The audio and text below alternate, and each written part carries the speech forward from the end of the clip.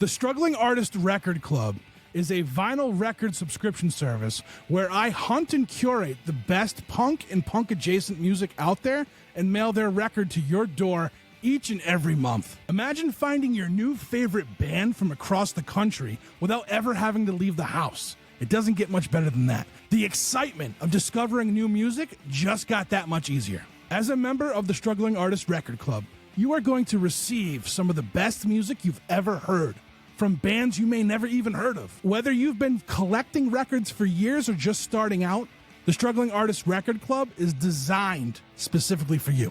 And right now, all new members get a Struggling Artist Record Club exclusive along with the monthly selection. So head to strugglingartistrecordclub.com, pick a membership, and start building that collection today.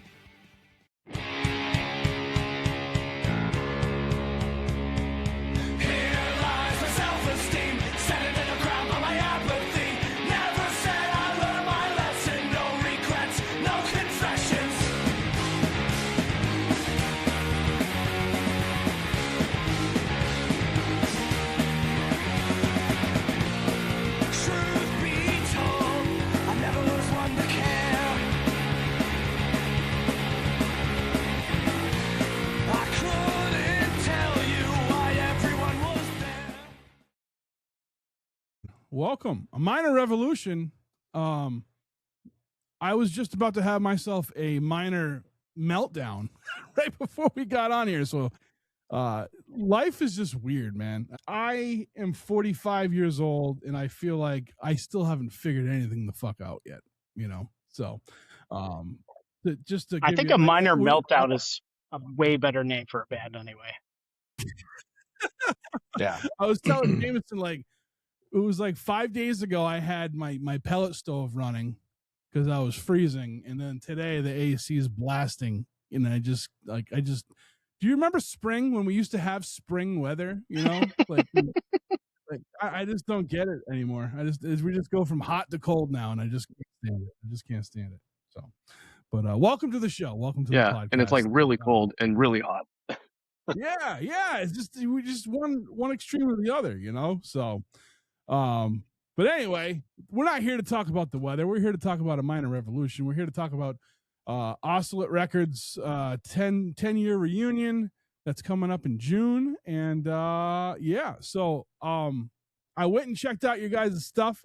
It's funny, a lot of the bands that are on this bill, well, a few of the bands on this bill, I know I had heard before, and a minor revolution was one I knew I had heard before.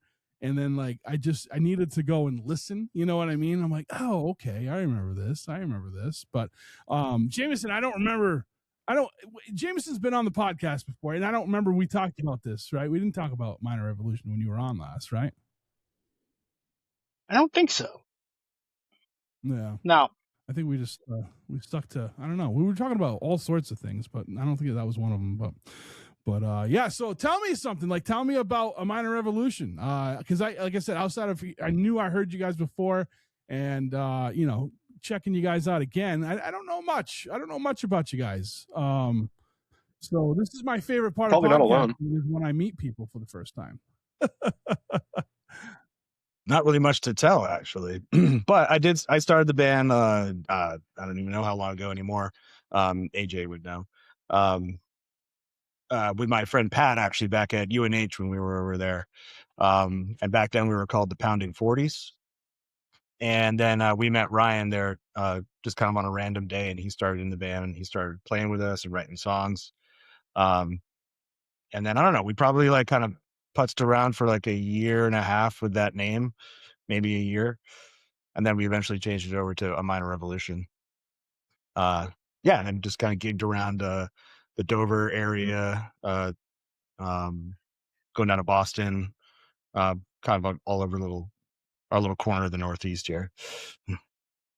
Are you guys from New England originally? Or were you from the area? Oh, yeah. Yeah. Zach and I are both from New Hampshire. Neither of us from Durham, but yeah, we're both from the area. Yeah. Well, right on. So have you guys aren't active right now, right? Or now you are because of this thing, or like how did this Right, all? pretty much.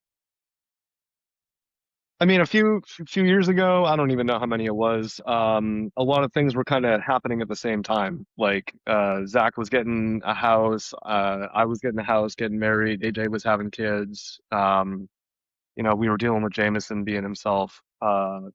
Things just kind of got really busy in our lives, and things kind of slowed down. So we never really ended anything. We just kind of pittered out and hadn't played in a long time. And I think I don't know if it was Jameson or Steve was just like, hey, let's get a show together. And I asked everybody to do everything, and they did. So here we are. That's awesome. That's awesome. Yeah, we Now, I know Jameson.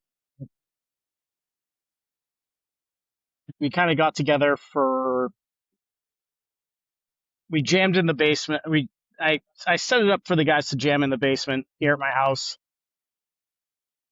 as part of something else that we were filming with Jeff Bousquet. And that was kind of the first time everyone had been back together in the same room in a long time. And then I started annoying Steve and being like, let's just get a show. Let's just do a show. Like, get the digs together. Let's do a show. Ocelot reunion. Let's do a show. And there it is. That's awesome. Hell yeah.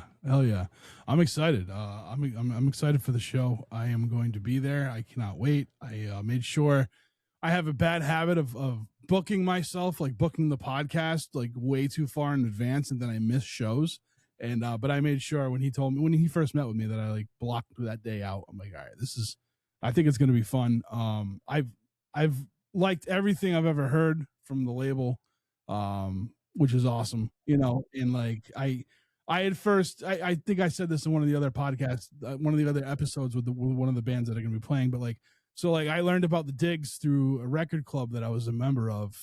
We had gotten the record and it just kind of went from there. And I was like, and then I got to meet Steve years later. Right. So, yeah, I'm excited for this. I think it's going to be fun. Now I know Jameson's been active with like playing music in other bands and stuff. What about you guys? Zach. So I've been bands, right? Yeah, I play with this guy, well, kind of off and on with this guy, Jeff Palmer, who was in this The Connection, and before that he's in this band The Hats. He's played in with the Queers a long time ago. He's moved out to Wisconsin kind of over the last I think like 5 years now, but occasionally I'll still play with him. We've been to Europe together. At the very least, we still like write and like we throw stuff back and forth, things like that. But other than that, not really actively playing. I guess I did do some gigs with Kurt Baker out of Portland, Maine, who is then lived in Spain for a while. Now he's back in the States in New York City. But yeah, for like a regular full-time band, I haven't been in anything basically since A Minor Revolution. Jeff Palmer's awesome, by the way. I have a few of his records. I'm a fan. Great, yeah. Yep. So, Charts and Graphs is a good record. I spin that one a lot. Yeah, I helped him write and record do a lot of the drums on that, if not all of the drums. I don't remember all the tracks off the top of my head. But yeah, we helped like I co-write and play a lot of that album. So thanks. Yeah, that's great. Yeah, no, that's you must have your picture must be on the back where there's pictures of everybody who was part of that album, right? Yeah, I'm sure it's on there somewhere. I don't like to have my picture taken, but yeah. On there. What about you, Ryan? I think I was on a few of those tracks on that one, on Charts and Graphs. Were you on some of those too, Jameson? Because we did. I remember doing charts. I remember doing Charts and Graphs. Oh yeah, in the studio. Mm-hmm. Oh, that's right. You yelled there's some line, I forget which song it is, but you were like alongside me screaming that. No, I mean guitar. So yes, you were there for that. Mm-hmm. Yeah, but you were also yelling that line into the microphone. Oh yeah. You sang something too, is what I'm saying. Oh, I don't know if sing is the word I would use for what we did, but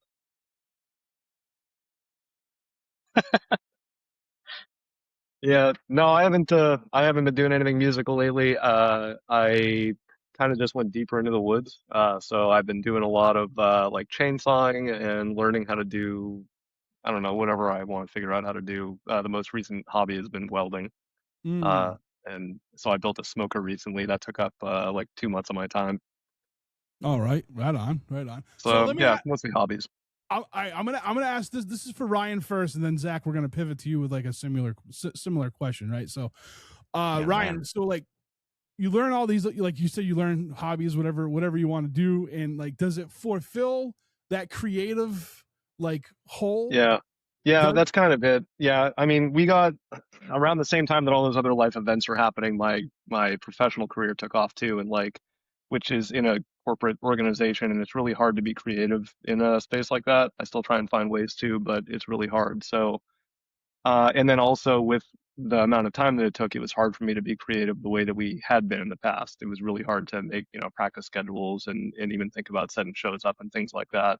mm, So I had to start thinking of other ways that I could just get the creative juices flowing. And yeah, my brother-in-law is a welder, and a couple of years ago he built a table frame out of steel, and then I built the tabletop out of some wood that we have in a barn. That I don't even know how old it is or where it was from some structure that had been deconstructed.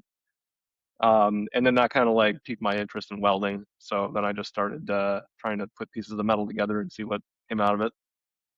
nice, nice. So I spent a little time down in Tennessee in a little place called Lawrence County, Lawrenceburg, Tennessee, which is part of Lawrence County. And just when you said the tabletop building, like the wood for the tabletop, Etheridge, Tennessee is a huge Amish community, and Really?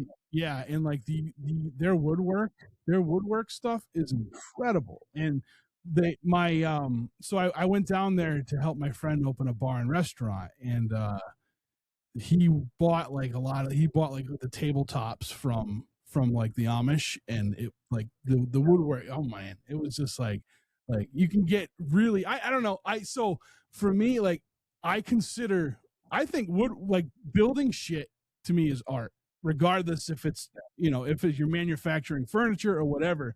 Like I when I moved into this place, I remember I didn't have anything. Like I moved into this place 10 years ago, and then I moved out and moved back years later. But like um I have a giant like old school like 70s like dining room table.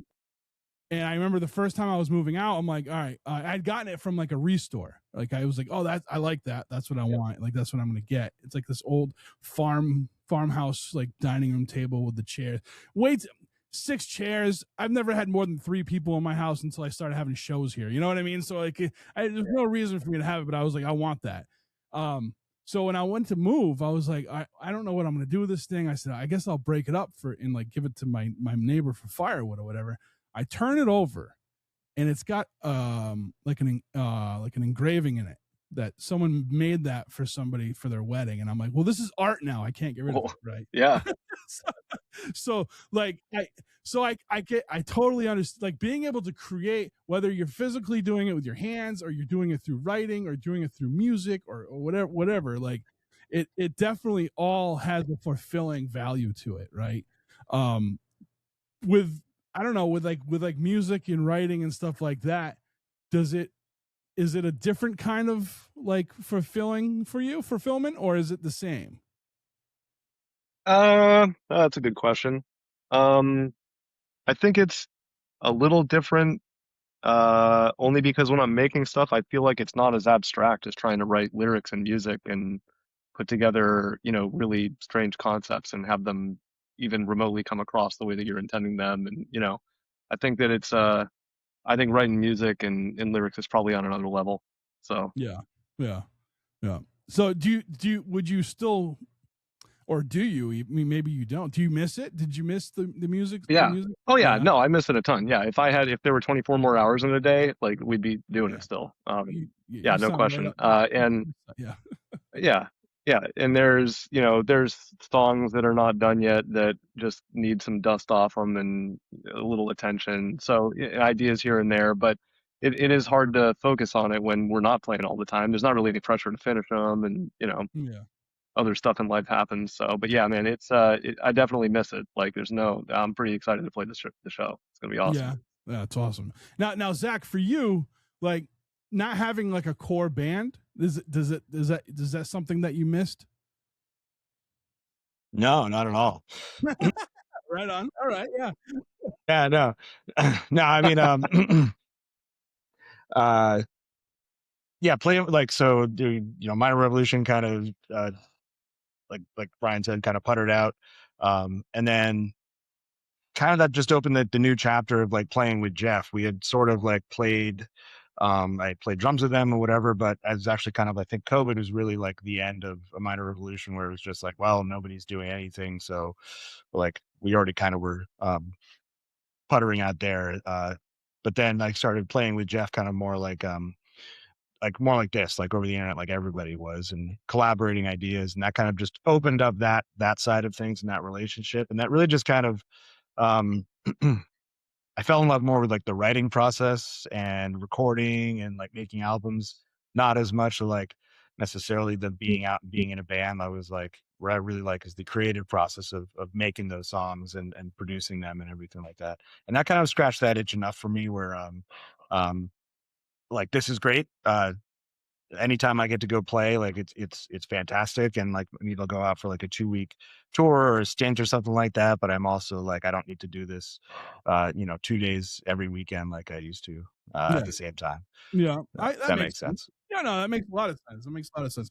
And I know people that like, they love writing music, they love recording music, they love putting out albums, but they don't necessarily like playing out. Right? You know what I mean? Like it's a different thing. But like, yeah, I mean, so yeah, if you're still, it seems like you're still doing the thing. You're just doing it at the, in a different aspect of it, I guess, right? With what, like, Yeah, exactly. Yep. Yeah. So.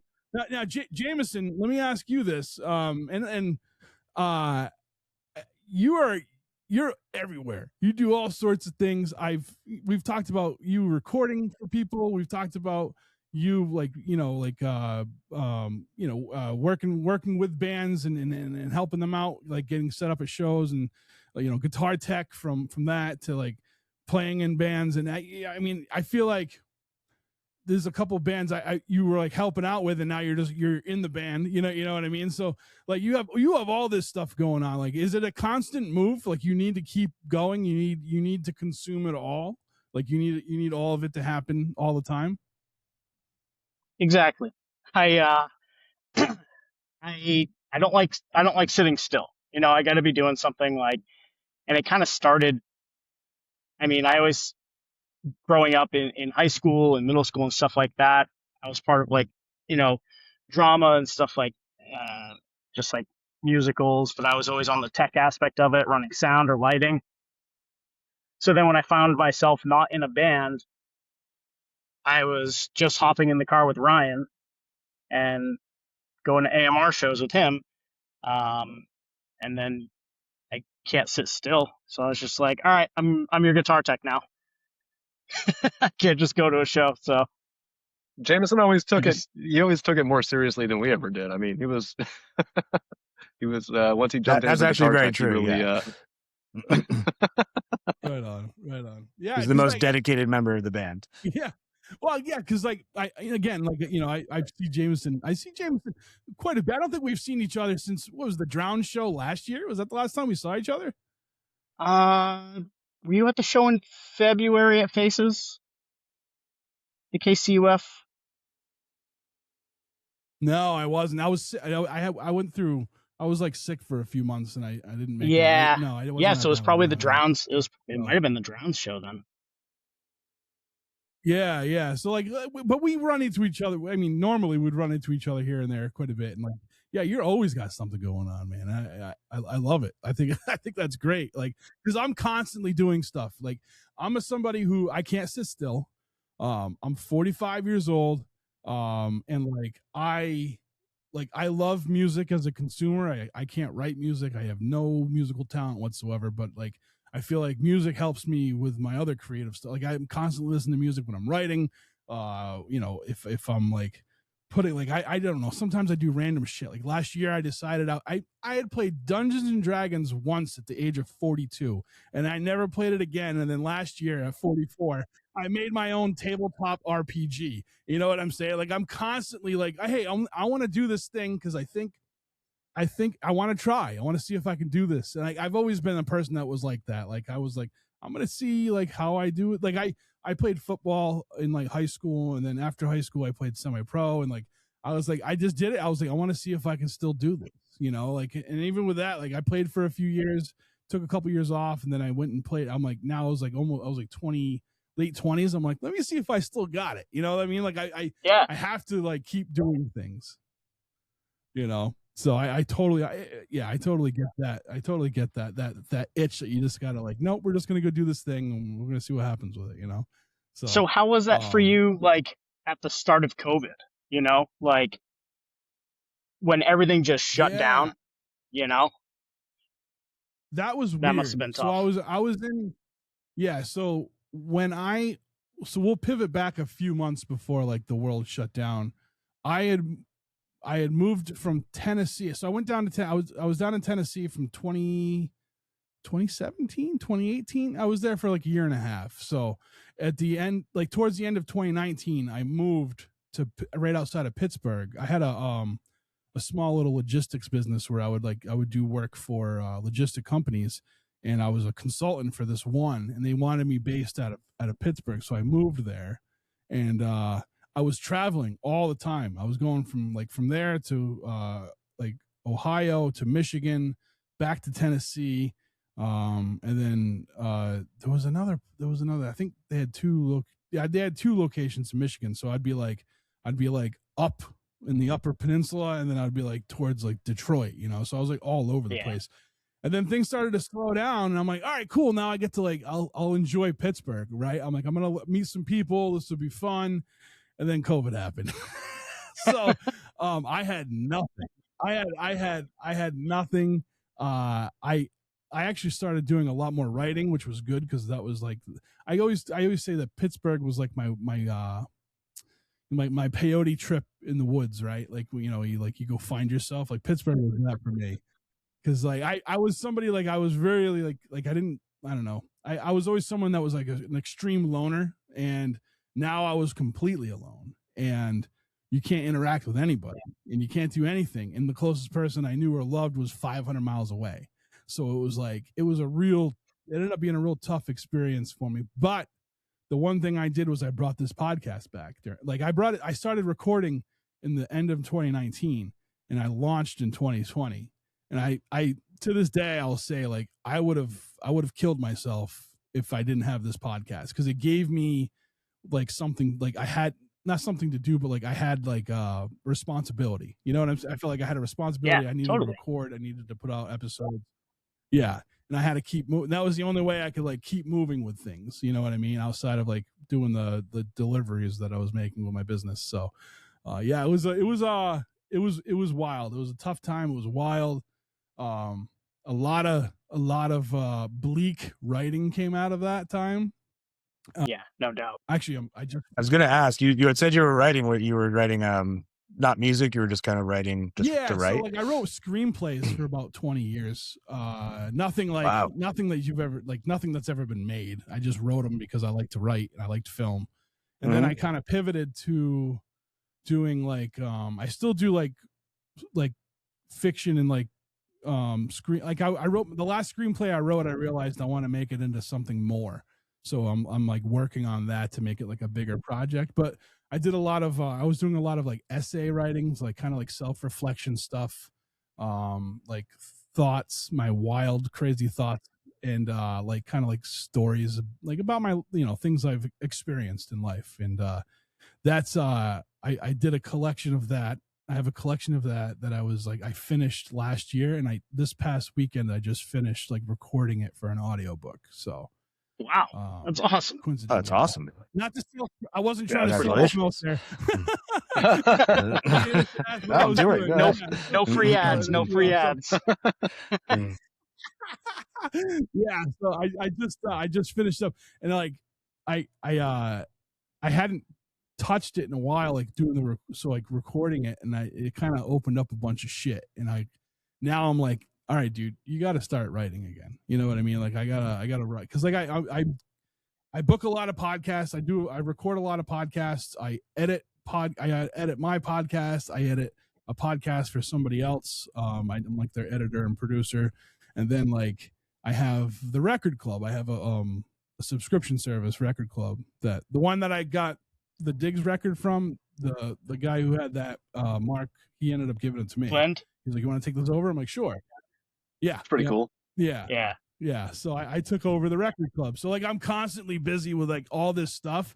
And this weekend I really was like, all right, you need to make time to like create, because I missed it. I really missed it. And like I don't know if it was like reliving those stories or if it was just like the fact that I really missed writing, but it bummed me out when I was done recording that thing. I was pretty bummed out for another day or two. So yeah.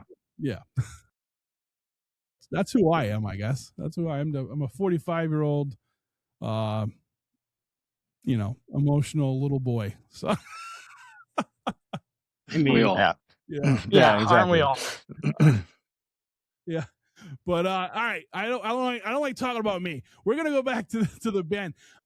One of the things I picked up about the band, and maybe I'm wrong. Maybe you guys will tell me I'm wrong. But like, so you're a band that has like horns, but you're not. I do not consider this band a like ska punk band at all. Like, you guys have a much different sound, and like I have this argument with people all the time about horns, and I'm like, listen, like, because I'm not the biggest ska guy. I love horns. I don't know. I love reggae. I love rocksteady. I love all that stuff. I just don't. I'm just like third wave ska. I'm not into ska punk. Like we had Op Ivy. We don't need anything else. You know what I mean? So it's like it's one of those things. But like, So valid. I tend to agree with you there now. Yeah. I get into these arguments with people because I'm like, listen, like, just because a band has horns, it doesn't make them that. Right. And I feel like you guys are a good example of that. And maybe I'm wrong. Maybe all right. I heard correct. All right. Well, yeah, I mean, and that's actually kind of a compliment, because I think that, we're definitely ska inspired, but we did not want to be another ska band that sounded just like, all the other ska bands. So there's definitely some influence in there from some of the third wave stuff that came out in the 90s and early 2000s. I'm like super in love with the Mad Caddies. So everything they've done is like, I mean, for a ska band, they're kind of dark and heavy. So I like, they kind of stand out in that way. But I mean, horns, I don't know, they just kind of bring the brightness to it. And we don't have, we're a three-piece. There's not a lot of flash going on. So bringing the horns in brought a lot of flash for a little while anyway. Yeah. Sorry, I'm gonna give you this. The Mad Caddies, they had that album Punk Rocksteady. Right? Yeah, that was a dope. Like I listened to that. I mean, like, dude, they've got some really good stuff. I don't, there's not, I don't know how old their newest album that I've heard is, but there's not a lot of stuff by them that I really don't like. There's a couple of tunes towards the end that I was like, yeah, they kind of phoned that one in, but a lot of the stuff that they've produced over the years has been pretty good. Like that one was like it was the cover album where like they just made it reggae. It was just reggae. Like they made yeah, they did Green Day and No Effects and a couple of others. Yeah, they did a really good job with some of those. That album hooked me for sure. Yeah, so, Mad Caddies and Streetlight Manifesto. I mean, again, they're ska, but not really like everybody else. Yeah, I'll give them dark, that too. heavy. I don't. Yeah, that's another one. But I always argue. I'm like, is Paul Simon ska then? Because he's got some upbeat. He has songs that are upbeat with horns, and you know what I mean. So I kind of dig into it because like I do. I appreciate, like, I love the different sounds like that it brings, but there's, I don't know, there's just a difference in, like, I hear it in your guys' sound that you guys aren't that, and I like that. I like that. That's what it that there's definitely influence there, but it doesn't necessarily have to be that, right? Yeah, and we didn't really write the songs that. like with a particular spot for horns either. Like, we just wrote the songs, got some horn guys in there, and we're like, figure it out, do what you got to do in there. So. That's exactly who we put the horn parts in. Like, you're a horn player, put a horn part here. Yep, do your job. Now, when did you guys, like, you guys, like, around what 2000? What year did you guys start the band? Like officially from pounding 40s, which by the way, I've pounded way too many 40s in my time too. So I That's where that came from. Yeah. It was like the Roaring 20s, but I was pounding 40s at the time. Yeah. It was a better name too. We probably should have just kept that one. I don't know. I like that this was, name. I think, probably around 2009. I want to say. Yeah, 2008, maybe a little bit 2009. like 2010. Yeah, somewhere around there, I think. Nice. Yeah. So you guys were doing your thing for a minute. Then you guys doing your thing for a minute, and then is there like? I think in the last 3 or so years that we were active, we would play once every quarter at the Brick House in Dover, and that was our tenure. That's what we would do. So there was like we did have like a pretty long stint, but towards the end of it, we were like, hey, you want to like Brick House in March, right? There was a little while where we were playing like every Wednesday, Thursday, Friday, Saturday, Sunday night between Boston and Portland. Anywhere that we could play. And it was exhausting. I mean, we were like that for, I'd say, like a year or two in the heaviest areas of it. And then as we started to slow down with some of our shows, I mean, I think I'm a bigger fan of some of the newer stuff that we've written over the years, but we were playing out less. So, didn't get to flash it off as much. But I thought that the stuff we were putting together more towards the end was, it was more interesting to me anyway, than some of the stuff that we had written in the beginning. I think that makes sense, right? The more you mature as an artist, or you know what I mean, like you're gonna, because it took me like the last thing I finished like writing, I was like, I like this. it took What's that feel like? It took me a long time to do that. You know what I mean? To say that. So I totally get it, man. It's like because yeah. And I've always, I don't know, like I was always someone too that like I just like if I wasn't as prolific as these authors or these other writers that I not necessarily looked up to, but like liked, so I was just like, I'll never be like that. But the last one that I'm gonna make into something bigger than just that screenplay, like I was like, this was a good job, Trev, like. So, but yeah. So, do you go back and read your older stuff, and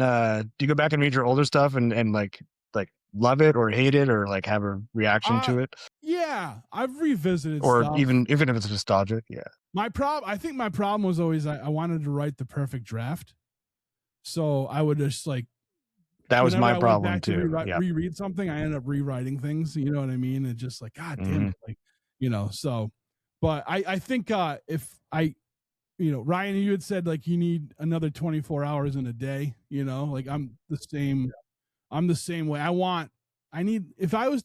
will settle for one extra day a week and 2 hours extra each day. I'll settle for that. And I think I'd be able to get a lot more done.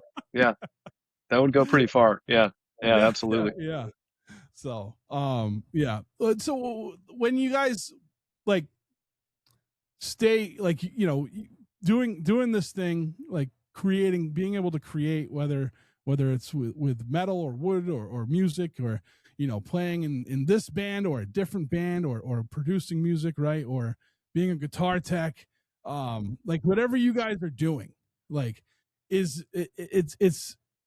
something that we have to do, right. It's not just like I can't not do something. If I just like I tried to give up writing because I didn't have a great father figure. So he was like, he made fun of me and all this stuff. So for like years, I was like, I'm not going to write. And I didn't. And I was like, it just like, it ate at me. Like it just ate at me. And like, I was not the best version of myself when I wasn't writing. You know what I mean?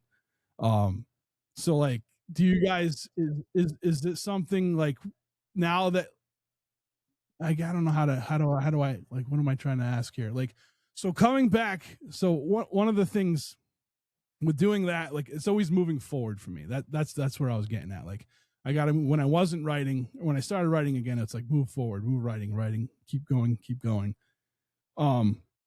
Coming back around to do this show with a minor revolution, like, does it feel different or does it feel the same as it was when you guys were we'll say towards the end of the band? Like, does it feel different now? What do you think, Well, Zach? it's slower.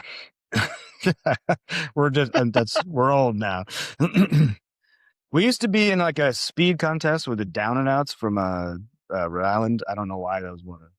That was a silly thing that we used to do. We would play as fast as possible at every show. That was a poor decision.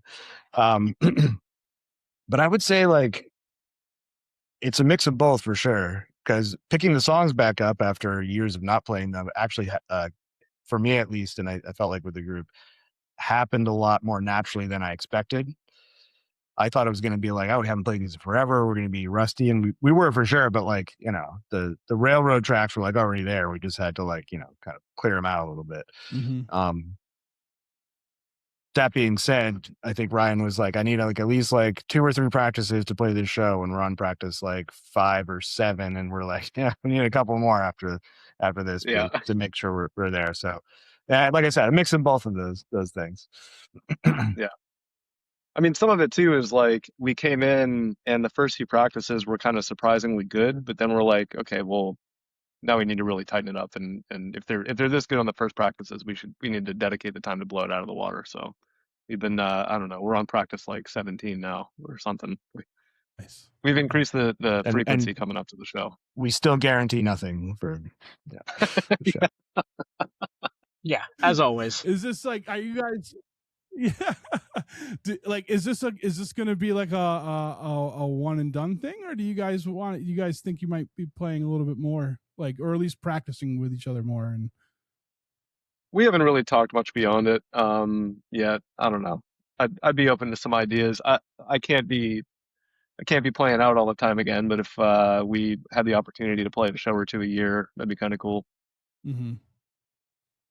Right on. Probably finish up. Kind of in the probably same finish boat, up those songs. Yeah, we'll too. talk about it at the end. Yeah. Hey. All right. Maybe we can record them or something like that. Basement's ready. Yeah. Yeah. That's awesome. I don't know. Like, let's kind of like, are you guys excited? Like, I mean, I think you guys said you were excited for the show, but like, do you have like any goals? Are you setting any personal goals for this show? Like, is there any kind of like, are you giving yourself an expectation of what you're going to do, or just how the vibe of the show is going to go? Well, I said from the get-go, I'm only doing this because I want to see DCDR one more time. Yeah. Yep. That's why I'm doing this. That's mostly it. And I love Steve. The lineup is awesome. I'm pumped to play with all those guys again. You know, we could have set up a show with anybody. I'm glad that Steve and Jameson pulled it together and got all the old Ocelot guys on. It's going to be an awesome show. Probably the first show, I mean, my stepson's never seen us play, and so he's going to come to this show, so I'm pretty excited for that. So it's a little bit of a family event. I got some people coming to watch that I'm excited to perform for, just because we haven't done it in so long. That's awesome. I remember when I played football, like, I had played with guys and their kids got to see them play because they only knew about like the high school stories, you know what I mean? So that was a different experience for them. They said like it was awesome to be able to do that. A couple of them, like, I don't know how they're doing. I know a couple guys that are my age and they're still playing, and they're playing like with their kids now. Like, I'm like, nope, I'm all set. I stopped at 30. I was like, I got hurt, and I'm like, you know what? I have to get up and go to work tomorrow. So I think this is it. I think I'm not invincible anymore. So yeah, like 10 years ago, I broke my rib wakeboarding, and then 3 years ago, I tore my ACL wakeboarding. So I got to slow down a little bit. Yeah, for sure. Yeah, it sucks learning that though. It did, right? Like, it absolutely sucks when you like, you're like, shit, I can't do all the things I used to. Yeah, and it wasn't even like necessarily like things that were intricate. Like, I used to just flail my body in the air because it would land somewhere. And now it's like there's very precise locations it needs to land for things to continue to function properly. Yeah. At least you recognize that, right? Like, and you're like, all right, this is what we have to do this, right? Like, I was a bonehead and kind of just like, I'm good, and then it took something. I took it to the extreme at the wrong time, I guess, you know? Yeah. So, but, well, I don't know. From my perspective, I would love to hear new, like your songs that aren't finished that I haven't been able to hear. Right. So, I think that'd be awesome. I think the show in June is going to be phenomenal. I'm excited to go. Like I said, like when Steve approached me about like, hey, would you want to, and I'm like, yeah. Cause for me, I like the fact that I got to do, this is something different, right? Like I'm interviewing people who aren't in a, like their band isn't there anymore. Right. So it's like, Right. it's to get like, I think that brings another perspective of this whole thing, this whole music thing. Right. So, you know, but like to be able to help with like promoting it and stuff like that, I was excited for it too. Cause like Steve's just a stand-up dude, you know, like. Yeah, no, Steve's awesome. And we appreciate the promotion too. Cause I mean, I haven't been on social media in years either. Cause like I pretty much only had it for the band. So when that slowed down, I was like, I'm out of here. And, so when it comes to promotion, I'm not great at it anymore. Yeah. I used to be hitting the streets every day. And now it's like, I might log in and see how things are going. Somebody's taking care of it. I don't know if it's Steve or Jameson. Yeah, I went years without it too, and then when I brought this back, I was like, I guess I need this thing again. So here we are, you know. So, I'm good at now. When you need to promote, it's yeah, exactly. So I post the shit and then I'm gone. Like, you know what I mean? I'm like, all right, tomorrow at 6 a.m. I'll post the next thing, and then I'll stay off of there. You know, so as much as possible. So because I just you know, there's a lot of negative space going on in the social media. yeah, it's all. Yeah, I mean, it's you know how intentional. to find the right answer on the internet, right? Mm-hmm. Yeah, right. You know how to find the right answer on the internet? No, how? You say the wrong answer. Yeah, fair enough. Fair You'll enough. get it. And then just check that comment all right, well, section listen, and yeah. Jameson, I know you got to go to a show, so we'll wrap this up. Where can people, like, this is funny, we just talked about social media. Where can people find you guys on social media? I think YouTube. That's a good We're on question. YouTube. We're on where else? Instagram? What's happening? Yeah, Instagram. We have a They Facebook. can find us but I at don't think there's no Faces music on there. at the show. Does the That's- Bandcamp still yeah. exist? In real life.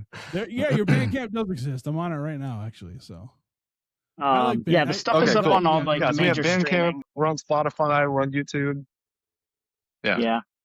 all right. Well, I'll post links to your Bandcamp. I'll post links to your Instagram, and I will post a link to Face's website so people can buy tickets to the show. Ryan, Zach, it was nice meeting you guys. I can't wait to meet you in person. Jameson, it's always a pleasure to talk with you, buddy. I can't wait to see you again. Sorry I Likewise. missed Pooza this year. All right. Thanks a lot, Trev. All right. Bye.